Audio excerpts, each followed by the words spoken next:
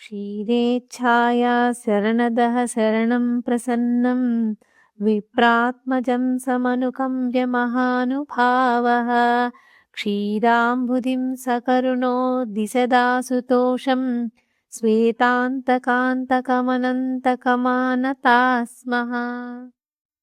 పూర్వము క్షీరమునందలి ఆశచే శరణు పొందిన విప్రకుమారుడు నీచే రక్షింపబడినాడు.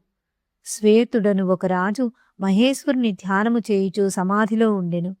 అతనిని చంపుటకు పలుమార్లు యమధర్మరాజు వచ్చియు సమయము దొరకక వెనుకకు మరలెను. ఆయువు అయిపోట వలన బ్రహ్మరంధ్రమున యముడు పాసమును విసిరెను. మహేశ్వరుడు ప్రత్యక్షమై త్రిశూలముతో మృత్యువుని పొడిచెను. రాజు ఏమియూ తెలియని సమాధిలోనే ఉండెను. అప్పుడు ఈశ్వరుడు అతనిలో ఉన్న ధ్యానమూర్తిని యువతలకి లాగెను. తెలివి వచ్చిన రాజు మహేశ్వరుని చూచి స్తోత్రము చేసెను. చచ్చిన మృత్యువుని బ్రతికించమని వరమును కోరెను. అప్పుడు ఈశ్వరుడు ఆ రాజుని తనలో లీలమర్చుకొనెను. అట్టి మహేశ్వరుడు అయిన నీకు నమస్కారములు.